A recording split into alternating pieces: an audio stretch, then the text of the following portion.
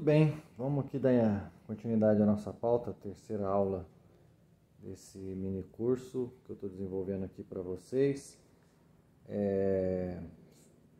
Na verdade, a gente não quer demonstrar extensivamente, na verdade, o intuito desse mini curso não é demonstrar exaustivamente com provas históricas, com minúcias, documentos e referências exaustivas, sobre a relação direta que a diplomação teve em relação à queda do nível intelectual. E quando a gente fala, o que a gente quer dizer com queda do nível intelectual?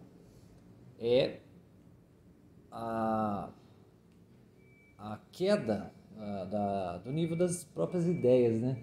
Desde que, coincidentemente ou não, foi criado esse sistema de colação de graus na Universidade da Baixa Idade Média, né, do fim da Idade Média, a ascensão de um novo tipo de intelectual após aquele intelectual de ofício, né, que veio em seguida ao intelectual, vamos dizer, confessional, né, aquele que tinha mais ou menos a figura do monge, a figura eclesiástica ali do homem de estudos, né, aquela coisa confessional, que com o desenvolvimento das cidades foi dando uma característica mais, vamos dizer, oficial, mais profissional a esse intelectual, e em seguida o homem novo, né, que é aquele intelectual humanista, que é justamente o sujeito que surge após a consolidação do sistema de diplomas, né, de colação de graus nessas universidades. Após a criação desse homem humanista, historicamente a gente pode fazer um revisionismo e perceber que a partir daí vem o fenômeno da Renascença, depois a questão da Reforma Protestante, né? A emancipação do poder econômico, etc. e tal, né? Então, quer dizer, tudo isso daí veio mais ou menos dentro de um contexto de diversas mudanças, certo? Dentre uma delas, a instituição deste documento, né, Licentia Docente, né, esse documento que assegurava profissionalmente, vamos dizer assim, as capacidades intelectuais de um determinado indivíduo, certo? O que a gente falou aqui até então? A gente falou sobre a relação de autoridade na ordem feudal, que foi a relação que constituía a base daquelas sociedades, ou daquelas, vamos dizer, aqueles germes das futuras cidades, certo? E que através dessa relação que constituía o feudalismo, né, a relação de autoridade entre o senhor e o vassalo, a ascensão das novas cidades acabou sendo possível, né, e de fato ocorreu. Dentro dessa nova fase, né, dessa nova estrutura, as atividades corporativas de ofício foram encontrando dentro desse ambiente maneiras cada vez melhores de poder se desenvolver e se organizar. Então essas atividades corporativas, elas explodem ali dentro do contexto citadino, certo? Isso gera, evidentemente, um desenvolvimento econômico, certo? Então, quer dizer, a cidade, ela por si só já é fruto de um desenvolvimento econômico. As corporações de ofício, o trabalho, vamos dizer, organizado dentro de oficinas realmente estruturadas e extremamente eficientes, né? Vamos dizer, na produção de novos artesãos ali, artesão no sentido daquele sujeito que adquire uma técnica de uma arte, né? Seja ela de que natureza for, dentre elas a própria arte do ensino e a arte da sabedoria, no caso das universidades, das corporações de ofício de caráter intelectual, né, de estudos, né? Então, isso também auxilia o desenvolvimento ainda maior econômico e do surgimento, né, das universidades, a princípio como apenas uma corporação, como a gente disse, para mais adiante virar uma instituição bastante complexa, bastante mais complexa do que era de início. Você vê que as primeiras universidades não tinha nenhum locus, não tinha nenhum local específico, ia se arranjando ali em qualquer canto, e depois começam a ser construídos ao longo dos anos, dos séculos ali, ser erigidos em verdadeiros edifícios ali para poder receber os alunos e ter as aulas e funcionar toda a estrutura administrativa daquelas universidades. Então não começou de cara desse jeito, né? Isso foi se desenvolvendo, certo? E dentro desse ambiente citadino, obviamente. Porém, a gente também falou que existia uma hegemonia cultural, uma mentalidade específica para que todo esse contexto que vem desde a relação de autoridade do sistema feudal, o desenvolvimento das cidades, o desenvolvimento econômico, a fixação e prosperidade das corporações de ofício, dentre uma delas a universidade, tudo isso daí precisou objetivamente de que tivesse aí um certo tipo de padrão mental aí bastante homogêneo, bastante equilibrado, que é o que a gente chamou de mentalidade cristã, certo? Que talvez seja o elemento central aí dessas mudanças, né? O elemento, vamos dizer, fixador dessas mudanças, certo? A gente comentou sobre a predominância religiosa, né, na atividade intelectual antes de que as universidades propriamente ditas começassem a surgir mesmo ali no contexto citadino, né? Bom, a figura do clérigo, né, um intelectual como um clérigo, como um intelectual confessional, quase como um monge, né, vamos dizer assim, era vamos dizer, o padrão, né, nesse período, até começar a vir o sujeito inserido ali na corporação de ofício, né, na Universitas.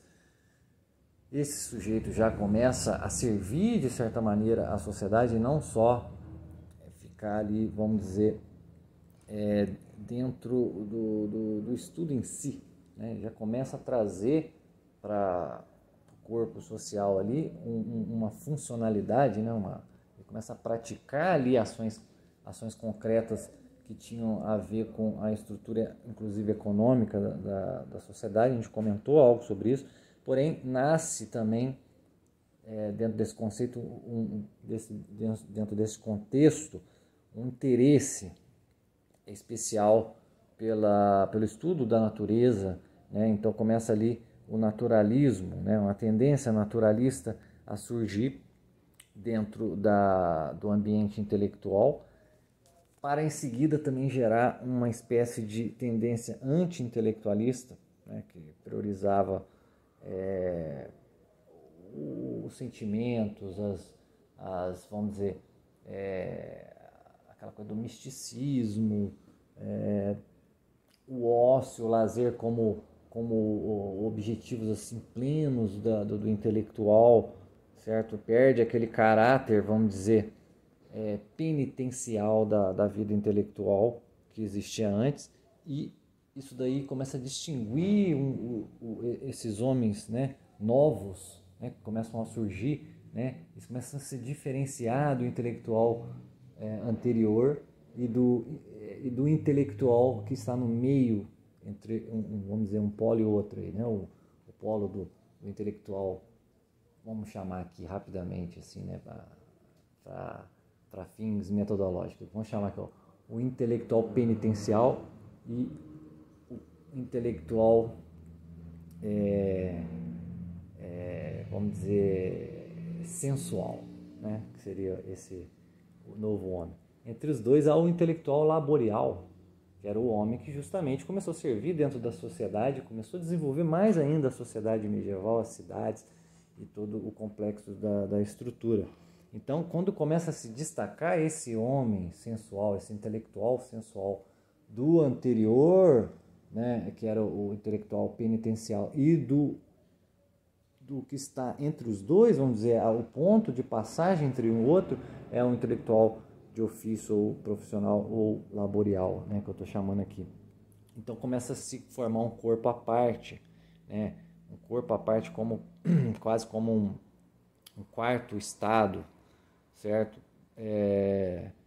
Como o Montaigne falava, né, percebia que ali estava surgindo ali praticamente um quarto estado, diferente da nobreza e do clero, etc. e tal. E esse intelectual, a gente comentou aqui, segundo o autor Jacques Verger, ele tinha 4 características. Ele era basicamente urbano, profissional, político, e tinha um traço cultural muito peculiar, né?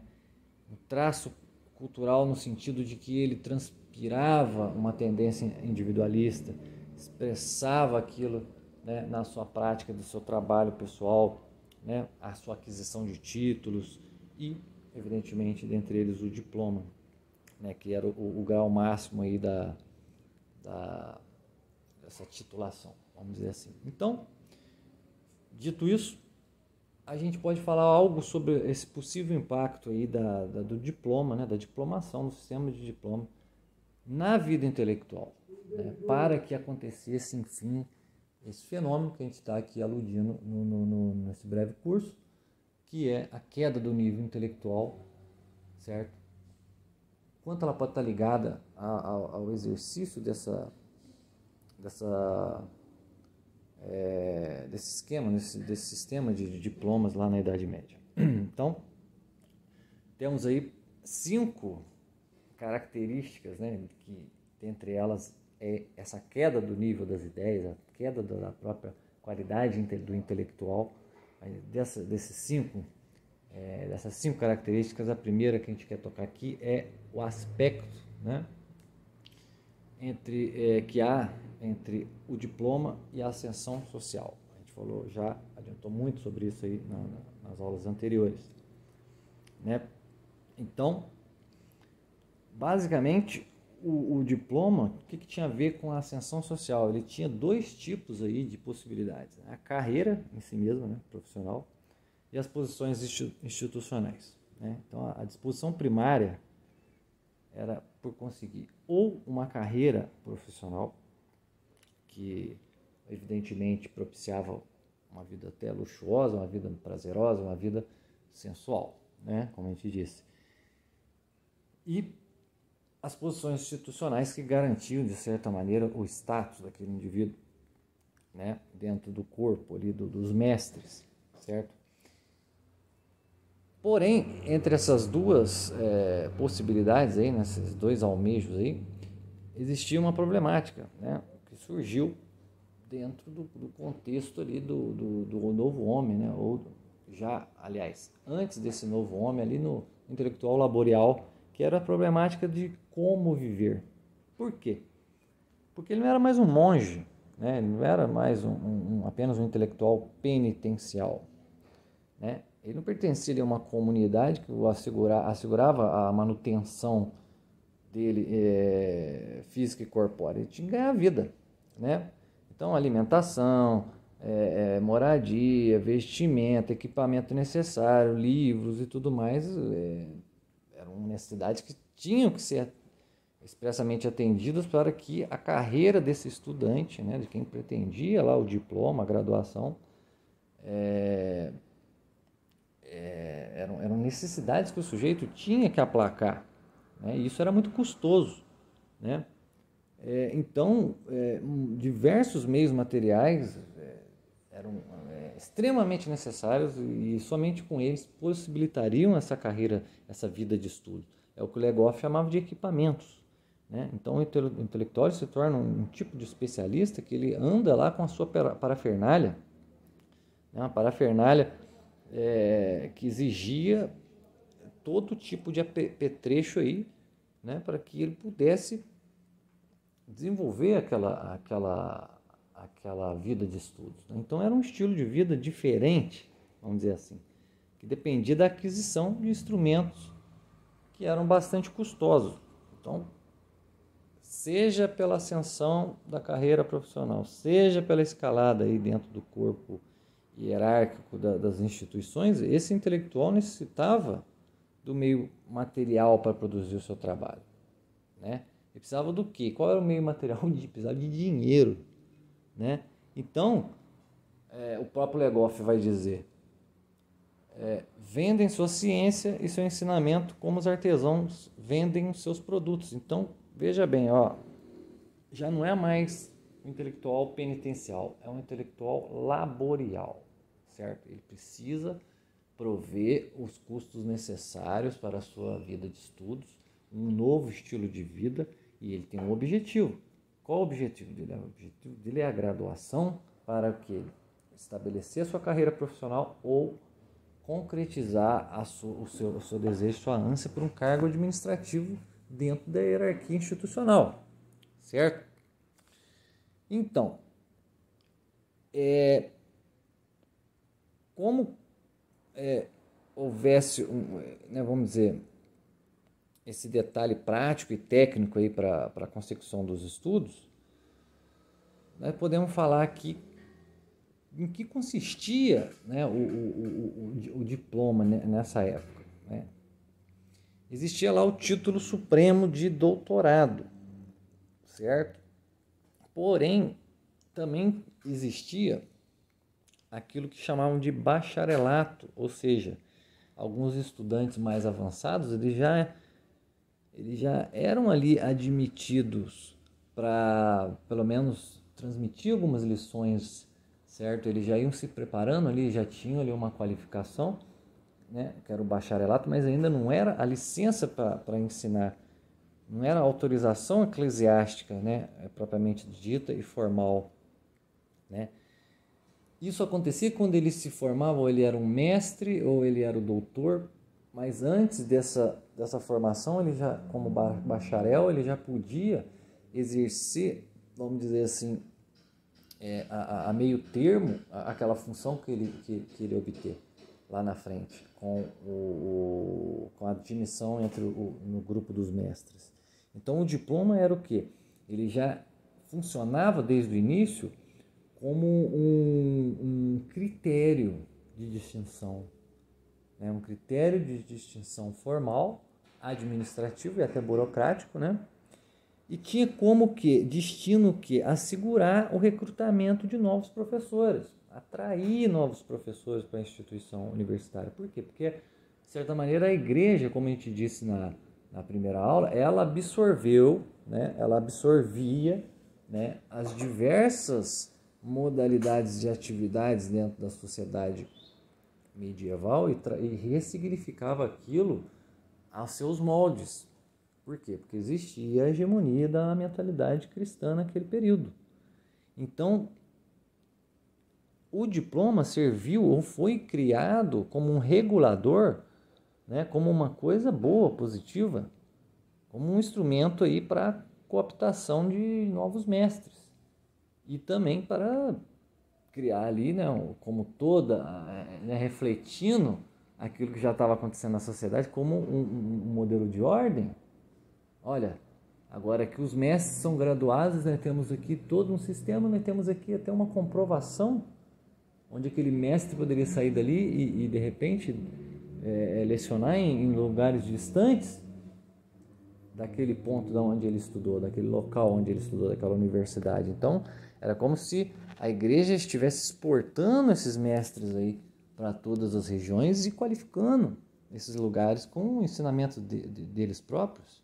Então, quer dizer, olha só, em primeiro ponto, o diploma ele surge como uma benesse, uma coisa boa, né? E até mesmo uma necessidade organizacional. Porém, o poder que ele adquiriu foi muito grande. E com o passar do tempo, raramente ele era usado para o seu fim nominal, que era o quê? Ensinar. Mas ele era utilizado para quê? Em vistas de obter o quê?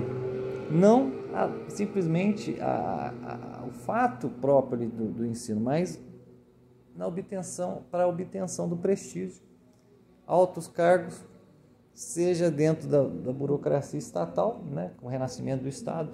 Naquela época já começando, o sujeito então encontrava dentro do Estado ali as funções típicas que poderiam ser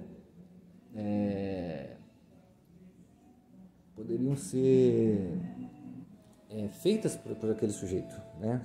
Ser feitas por aquele sujeito.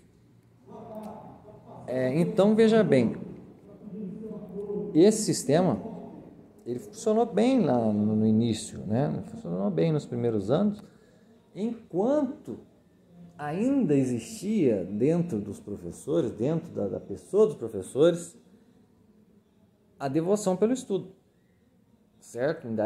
Quando eles tinham dentro da sua alma ainda aquele ar, aquele respiro, aquele espírito do intelectual penitencial, como se estivesse fazendo aquilo ali a serviço de Deus no mundo, a serviço do próximo, certo?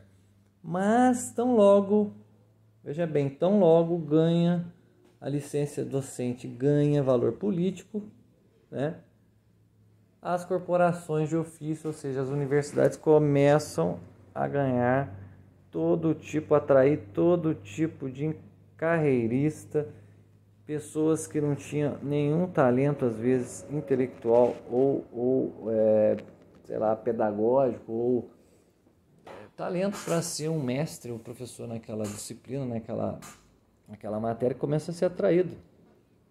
Porque, veja bem, se eu consigo ali aquele diploma, eu consigo uma habilitação para fazer parte do Estado, da burocracia do Estado, viver uma vida melhor.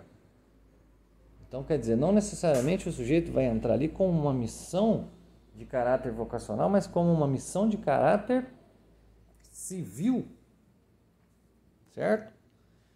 Então, como os diplomas acabavam por conduzir a carreiras cada vez mais numerosas, abertas, como eu disse, pelo renascimento do Estado e também pela reforma da Igreja, né? Então, de certa maneira, os diplomas começam a ser ansiados por todo tipo de pessoa, não só pelas aquelas pessoas que tinham por vocação, por desígnio ali, religioso, a maioria das vezes, como uma missão ali de complemento à vontade divina na Terra por parte do homem, começa a atrair todo tipo de gente, né? Pessoas oportunistas realmente, né? Então, o que pode acontecer, o que pode ter acontecido nesse contexto, certo? Se antes o sujeito, a grosso modo, ele se aproximava da vida intelectual, né? Pelo interesse próprio no conhecimento e na transmissão desse conhecimento, no aprofundamento disso para a glória de Deus, né? E como um ato penitencial, como um esforço devido para Deus, agora o indivíduo ele está querendo outra coisa, ele está querendo emprego, ele está querendo dinheiro, ele está querendo status, ele está querendo uma posição dentro do corpo social. Obviamente, o produto desses empreendimentos, né, vai mudar de natureza, é o que a gente chama de decadência das ideias a partir do momento que esse fenômeno começa a acontecer. Bom, cada vez mais, né, cada vez mais o diploma ele começa a ser conferido, né, com mais facilidades, sem exigir tantos esforços, como era no início da implementação da graduação da licença docente. Então quer dizer o quê? Muitos indivíduos, por exemplo, começam a se formar num prazo de estudos bastante mínimo, bem mínimo, né? Se comparado ao que outros intelectuais anteriores tiveram que passar para conseguir lá o título de mestre ou doutor. Às vezes o cara ficava lá mais de 10, 15 anos na universidade e não saía de lá. Vivia a vida ali, não precisava sair dali para arrumar um emprego em algum lugar, certo? Ele estava ali fazendo a sua missão, ele estava fazendo a sua vocação, certo? O diploma só conferia o título para ele de doutor, né? E acabava por deixar o organismo da coisa funcionando mais plenamente. Aí não, agora os indivíduos não querem nem mais estudar exaustivamente todas as minúcias daquela arte ou daquela matéria. Eles querem logo adquirir o diploma. Então aconteceu muitos tipos também de fraudes e etc., que impulsionavam os indivíduos a abandonarem, assim, vamos dizer, a rota dos estudos, porque o indivíduo queria mesmo era aquele objetivo que era a sua habilitação formal para ocupar determinado cargo. O que eu quero dizer com isso? Que isso daí influencia diretamente na produção das ideias, certo? Todo mundo sabe que para um indivíduo ele produzir certas ideias, ele tem que, em primeiro lugar, querer conhecer a verdade sobre aquelas coisas que ele está estudando, certo? Não interessa quanto tempo ele vai levar refletindo sobre aquilo, ele vai levar o tempo que for necessário refletindo sobre aquilo, certo? Agora, o indivíduo, isso é um fenômeno que a gente vê hoje em dia muito. O indivíduo entrou na faculdade há 4 anos, tem que terminar logo. Se eu puder terminar em 3, eu termino. Não tem nenhum tipo de compromisso com o estudo. Tem um compromisso com a formação. São coisas totalmente distintas, certo? Bom, esse tipo de atitude, vamos dizer, em pouquíssimo tempo, por exemplo, o indivíduo dentro da universidade, ele tendo lá que fazer sua conclusão, né? Devia ter lá um teste final, com certeza, né? Ele queria ser o que? Às vezes até mesmo original no que ele estava fazendo, né? Eu quero fazer algo original aqui e tal, apresentar uma ideia nova, uma coisa nova, e começa a surgir o que?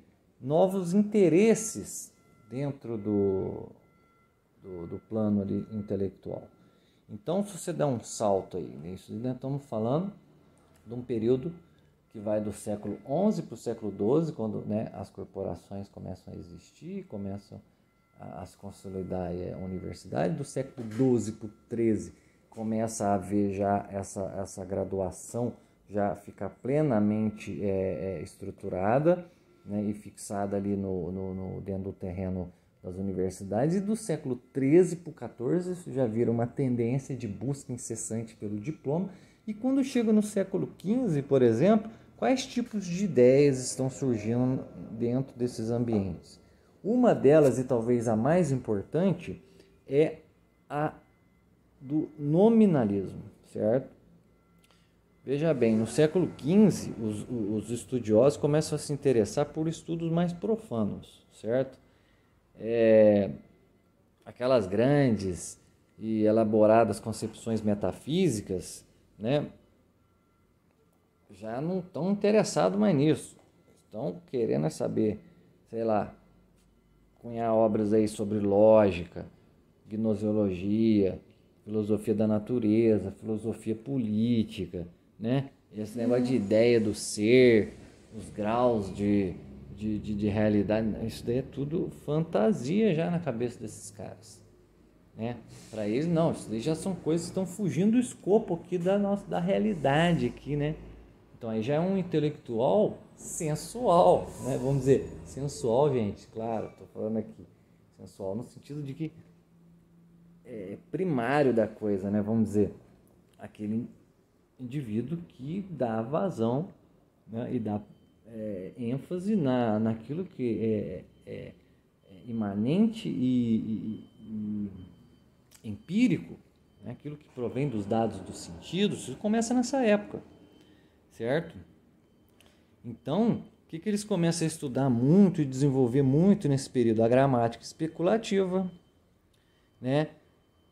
Investigações sobre o significado e a relação entre palavra e pensamento, né? Ou seja, o nominalismo é uma dessas coisas, porque o nominalismo, ele afirma, nós não vamos entrar aqui em detalhes sobre a filosofia nominalista, mas o que a gente pode dizer aqui de passagem é que O nominalismo afirma que não existe conceitos universais que correspondem à natureza comum das coisas singulares. Então vamos dizer, quando você fala o cavalo, é porque você viu diversos cavalos, você cunhou uma expressão para aquele ser que você viu diversas vezes, e essa expressão é o que? É um nome.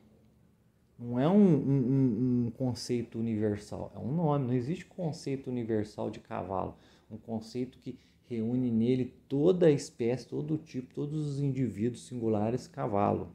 E o mesmo vale para o homem, sei lá, para a casa, para qualquer outra coisa. Então não existe conceitos universais, né? Segundo o nominalismo. Por quê? Porque o nominalismo provém desse esforço intelectual, né, que visava encontrar o significado dessa relação entre palavra e pensamento. Por que a gente, né, o que há nas palavras e nos pensamentos, qual é a relação entre essas duas coisas? Ou seja, o nominalismo, ele já é uma queda de nível exorbitante do que você encontrava anteriormente dentro do ambiente universitário e intelectual, certo?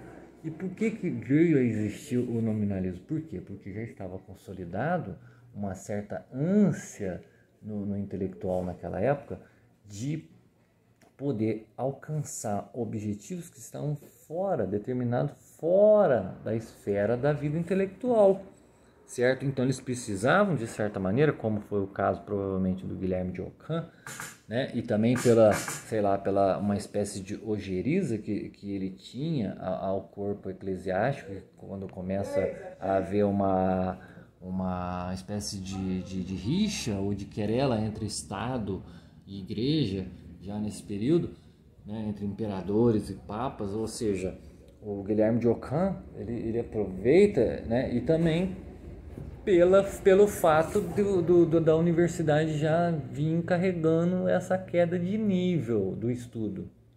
Então você vê essa série de fatores aí, o que tem a ver o diploma com isso? Certo? O diploma, qual é o problema, na minha visão, dele, que relaciona ele à queda do nível intelectual a partir da Idade Média? É que o diploma condensa nele, né, a qualidade intelectual que antes estava condensada na pessoa do intelectual. Então foi transferido da pessoa do intelectual, da presença humana, da presença real daquela pessoa, o grau, né, de conhecimento para o mecanismo administrativo do diploma, certo? Então Guilherme de Ockham, ele é um desses que não admitia a partir dele, né, obviamente a partir dele, que não admitia o universal, por exemplo, o conceito universal no pensamento humano, né? Mas é apenas uma espécie de imagem sensível dos objetos que são singulares, e a partir disso a geração de um nome próprio. Quer dizer, olha só, isso gerou um abalo na estrutura intelectual, né, na transmissão intelectual da humanidade no Ocidente, que se você fizer uma linha histórica de ligação da história das ideias, você vai chegar ao que nós vemos hoje como, que a gente conhece aí como ideologia de gênero, por exemplo. Né? Então você vê que a ideia ela vai surgindo como uns vermes, assim, um negócio que vai consumindo, né, esse organismo, vai consumindo e vai crescendo de tamanho até o ponto que ele já domina todo esse organismo, certo? E você já não consegue mais rastrear, e você tem que fazer um grande da onde surgiu aquilo. No caso agora que dá para a gente saber que basicamente veio desse período, dessa relação entre a formalização da qualidade intelectual num documento e não mais na presença humana. Então a gente consegue rastrear hoje e perceber que há uma confluência e uma coincidência de fatores que podem nos levar a crer que o simples fato da instituição do diploma não poderia ter causado essa decadência das ideias, mas a maneira como os homens trataram o valor do diploma e vamos dizer, a sua essência enquanto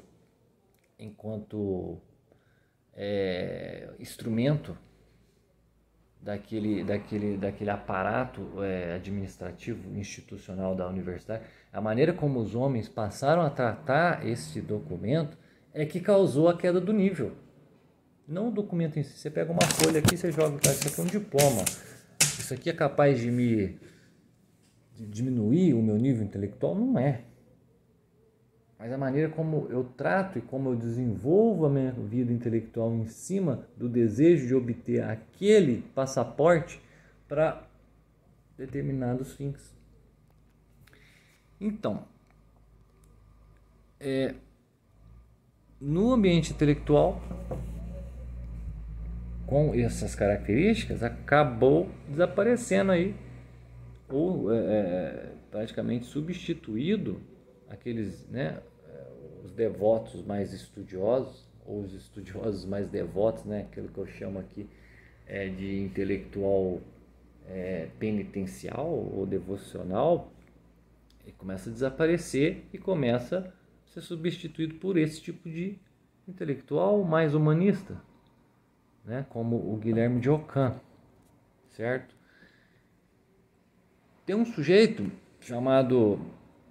sujeito, né, aliás, chamado Ricardo de Bury, chanceler da Inglaterra lá nos anos 1300, mais ou menos, lá no século XIV, quando o sistema de licença docente já estava causando, né, essa mudança aí de eixo aí no interesse dos estudos, do interesse intelectual. Ele dizia que a diferença entre esse intelectual devocional e um intelectual sensual, vamos dizer assim, era as suas respectivas devoções ao estudo, certo? Enquanto os contemporâneos dele só consagravam lá, sei lá, poucos anos da sua juventude, né? Justamente a época das paixões, dos vícios mais fervorosos, né? Quando eles estavam lá consagrando os seus estudos na sua juventude,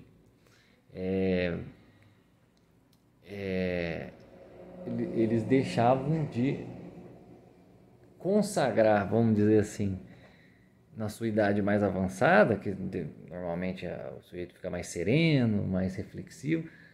Ali não, ali ele só queria o ócio e o lazer. Ah, não, que eu já estou aposentado, né? Vamos dizer assim, já concluí a minha vida de estudos, agora estou só gozando daquilo que eu trabalhei. Então você vê, já na época, já, né, antes do Ockham, já tinham pessoas percebendo que a relação entre diplomação e decadência das ideias, né, tinha uma espécie de origem nessa mudança da motivação primária nos estudos. Como eu disse, não é o papel aqui, ó, o documento que é capaz de diminuir o nível intelectual das pessoas. Não, mas é a maneira, né, o tipo de motivação primária que talvez a instituição desse documento passou a causar, né, dentro do cenário. Enfim,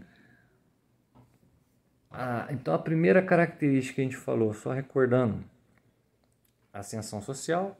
A segunda, a decadência das ideias. A terceira, exatamente, é a geração cada vez mais explosiva desses novos mestres humanistas, né, que homem de ofício, vamos dizer assim, de um artesão dentro do canteiro público, né, das escolas como oficinas, onde as ideias eram exportadas dali, vendidas como mercadorias, vamos dizer assim. Aí vem o intelectual humanista, que já não é mais um trabalhador, né, que já não está mais num meio, né, do canteiro urbano, vamos dizer assim. Ele está ali na academia, uma academia fechada, certo? Uma instituição de elite, como aquelas que, por exemplo, tinha em Paris, lá, colégio de leituras reais, dos leitores reais, né? Então, já começa a existir um outro ambiente ali, certo? Uma outra forma de sociabilidade, diferente daquela que estava em vigor aí nas antigas universidades. Então essas academias, elas permitiam, em alguma medida, que eles esquecessem aí dessas exigências mais embaraçosas, mais ásperas e difíceis, né? Do rigor ali que tinha nos estudos lá dentro da universidade. Então ali eles começam o seu culto à amizade, o gosto pelo belo, o sentimento, né, pela natureza. Então começa ali uma elitização. Nós somos homens mais nobres, né? Nós somos homens uma nova nobreza, né? Uma nova nobreza, que é a nobreza dos intelectuais, dos homens novos, dos homens mais humanos, vamos dizer assim, certo? Olha só de onde também vem a origem daquele culto à razão, do iluminismo. Olha só, já vem, sem isso aqui não existiria essas coisas. Então o diploma, segundo a gente crê aqui, levando isso tudo em conta, passou a ser não só um meio de manutenção aí do processo de produção dos novos mestres, mas ele passou a ser um fim em si mesmo, pelo qual um grande mestre se garantiria entre os grandes, entre os homens da academia, o homem, né, que foi ali ascendido ali dentro do esquema imperial, né, burocrático, ou o sujeito que senta do lado do príncipe, o príncipe escuta as ideias dele e fala, nossa, aquela coisa toda, aquela pompa, vamos dizer, né? Então, de meros caçadores de salários, né, como diz Rui Nunes, eles se tornaram verdadeiros coveiros das escolas médias e superiores que o precederam, certo? Então, a terceira característica aí, o terceiro ponto que a gente quer ligar entre a diplomação e a queda do nível intelectual é justamente a explosão do intelectual humanista, né, no sentido de um elitista, certo? Pois bem, vamos aqui então, enfim, a quarta característica aí que liga diploma a essa mudança toda, né? A própria proliferação das universidades, né?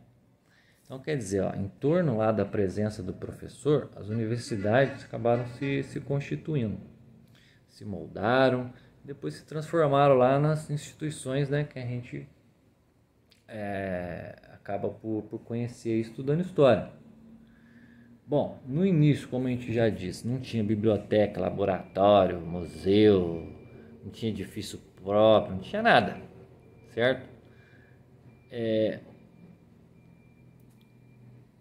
Porém, existia ali a vontade plena de conhecer, de aprender, né, daqueles que estavam ali. Tinha uma vocação, né? Bom, as universidades, a partir lá do século XIII, acabou recebendo aí vamos dizer, da igreja, né, uma atenção especial, uma espécie de aprovação, né, da Santa Sé, que viu ali, né, um importante meio ali para multiplicar o número de mestres no saber, né, pelo critério das universidades. Agora, isso é uma coisa boa, uma boa corporação, uma coisa que vai ajudar a gente a ensinar cada vez mais e produzir cada vez mais conhecimento e transferi-lo aqui para o seio da sociedade, certo? Então nós precisamos criar mais professores, mais gente, atrair mais gente para cá. A igreja vai e começa a incluir aquilo, unifica toda essa ideia de universidade dentro do conceito de studium generale, né, dos estudos gerais, vamos dizer assim. Então, quando acontece isso, há uma explosão também do interesse em se produzir esses professores e garantir um meio de exportá-los para as diversas localidades, certo? Que ainda tinha um caráter internacional das universidades, né? Depois a gente vai ver que elas vão se tornando cada vez mais regionais, certo? outros interessados, olha que beleza, vamos fazer uma universidade para nós aqui no nosso país, na nossa região, né? Não vamos ficar pegando professores que vêm de lá, não, vamos fazer os nossos aqui. Começa a surgir essa tendência também. Então, quanto maior era o número dos mestres diplomados, mais universidades acabaram sendo o quê? Fundadas. Então, até o final lá da Idade Média, pelo menos umas 80 universidades foram fundadas lá em diferentes partes da Europa. Vamos dizer, faculdade em Salerno, Paris, Montpellier, Bolonha, Pádua, Oxford, Cambridge, Viena, Praga, Coimbra, Salamanca e por aí vai. Então, grandes universidades aí, e algumas delas existem até hoje, né? Então, quer dizer, há uma relação também entre diploma, né? Que é essa insígnia aí, que garantia a manutenção e a produção de novos professores, e o crescimento da exponencial aí do número de universidades pela Europa fora, né? E passando algum tempo, o que acontece com as universidades? Elas começam a se transformar numa organização que meramente vomitava ali, cuspia ali graus acadêmicos. Graus acadêmicos, grau acadêmico, grau acadêmico, grau acadêmico, produzindo professor. Virou isso, né? Entre o século XIII e XV, várias universidades aí são fundadas, como eu disse, fundamentadas aí no seu caráter regional. Vamos dizer assim, nós temos que ter nossa universidade aqui, temos que produzir o pessoal aqui, ou seja, esse pessoal vai trabalhar a favor do Estado, né? Com suas ideias, né? Vão argumentar a favor aqui do príncipe, a favor do nosso Estado nacional, né? Então elas vão perdendo aí seu caráter internacional. Então, com essa questão da ascensão dos estados nacionais, ela se torna mais um elemento ali decisivo, né, de inserção desses intelectuais no cenário geral, né? Então você vê, o intelectual ele começa já a sair da universidade e entrar no campo político.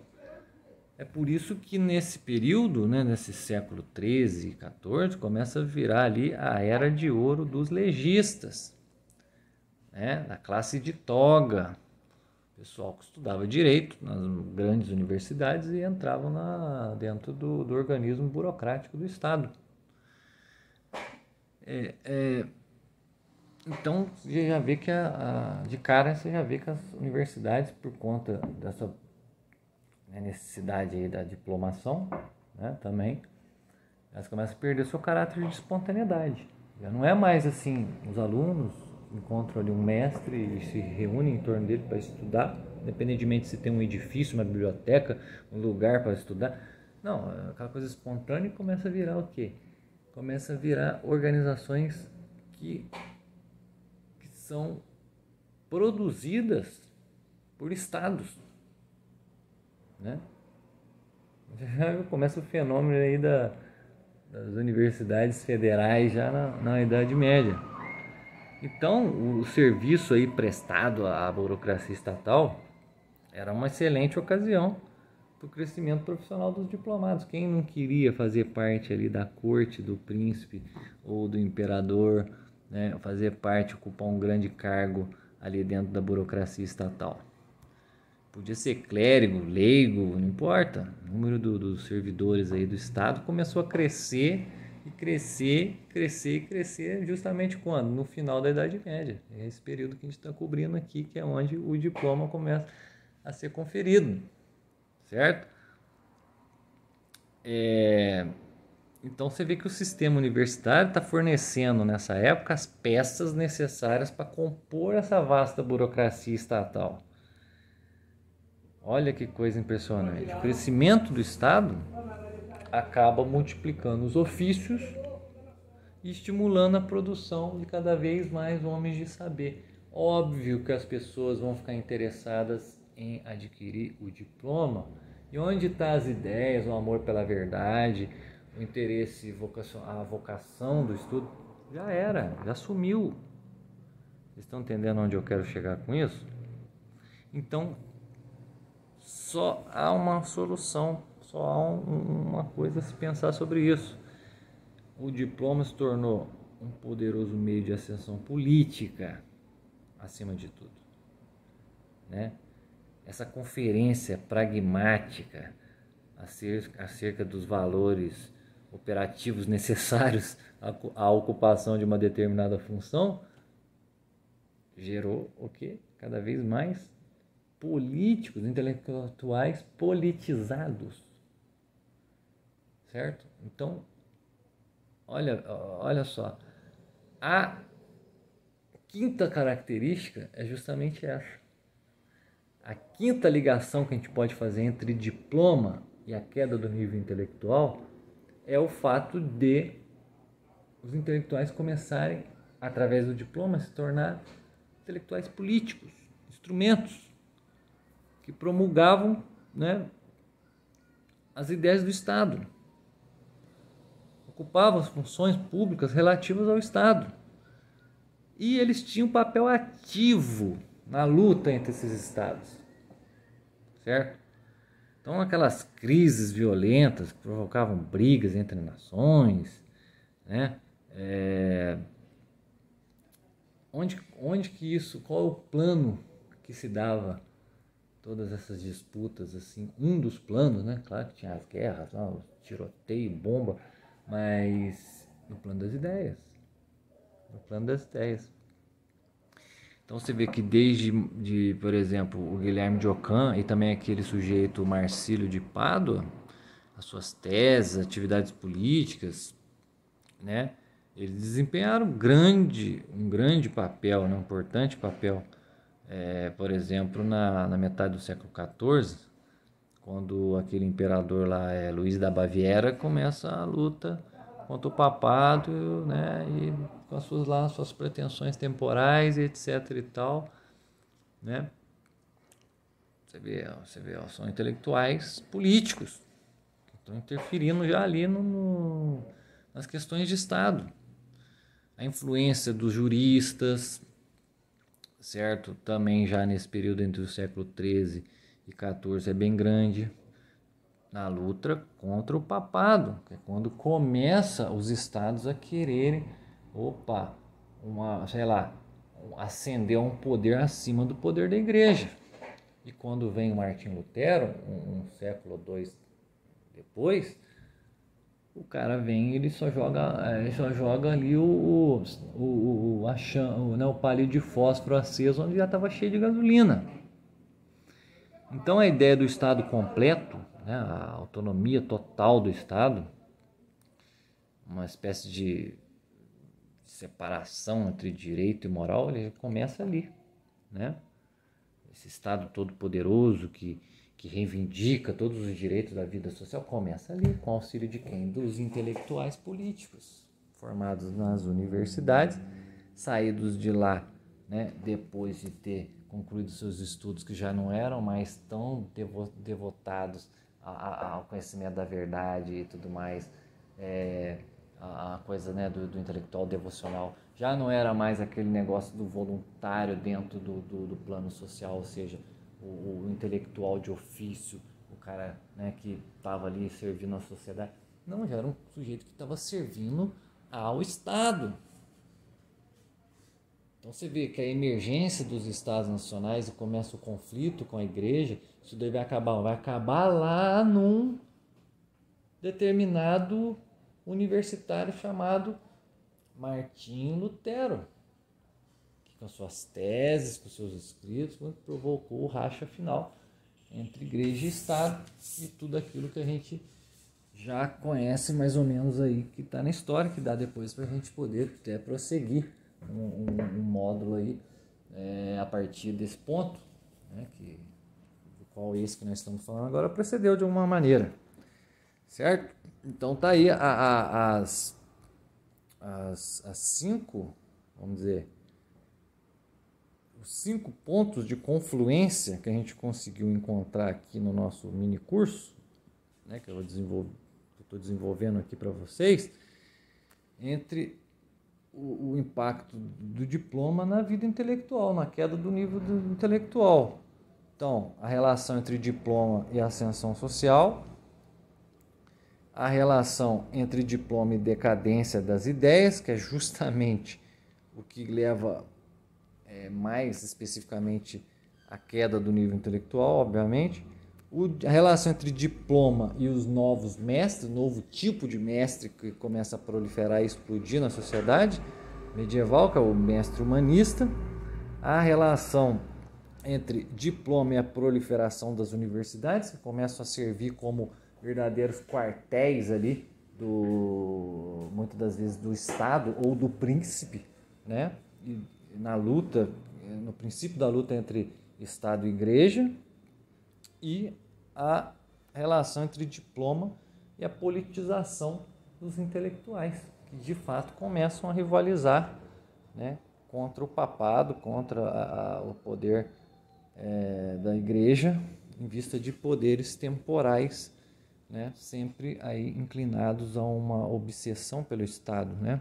Então, da ascensão das cidades e do surgimento das universidades, do simples clérigo erudito, que se transforma aí depois num profissional urbano, da prosperidade citadina e fusão aí da técnica, fusão técnica do intelectual urbano, ao declínio da escolástica, surge então o ideal ali naturalista como modelo de fuga à racionalização extremada e estéril dessa escolástica, do interesse crescente pelo humano e natural, soergueu a figura do humanista clássico, amante do ócio, amigo dos príncipes. Então você vê que cada uma dessas fases guarda em si um ponto de convergência. Qual que é o ponto de convergência? O sistema de graduação, que no início visava produzir mais e mais professores, mestres, doutores e sábios, vamos dizer, do ofício intelectual, teve sucesso, porém, né, calhou de ter uma completa e vasta inversão nesse sentido, quando ela começa a contribuir poderosamente aí para a expansão exponencial, né, da instituição universitária e desses intelectuais politizados em toda a Europa, o que modificou paulatinamente o perfil, né, do intelectual e o próprio nível, seu próprio nível humano e intelectual, vamos dizer assim, um pouco mais de 2 séculos. Então é isso, gente. Vamos concluir aqui dizendo que dos clérigos eruditos, amantes do conhecimento e da verdade, aos voluptuosos acadêmicos da corte, estava esse mecanismo. Provavelmente ele levou a muitos ao interesse do ganho, à ganância das posições sociais e não mais à realização do saber, à realização do conhecimento da verdade. Certo? Então isso daí provavelmente é a relação entre o diploma e a queda do nível intelectual. Agradeço a todos que ouviram aí as 3 aulas, espero ter contribuído pelo menos aí com algum elemento de reflexão, né, para quem esteve aqui presente ouvindo até o fim. E muito obrigado a todos aí e até uma próxima vez. Valeu!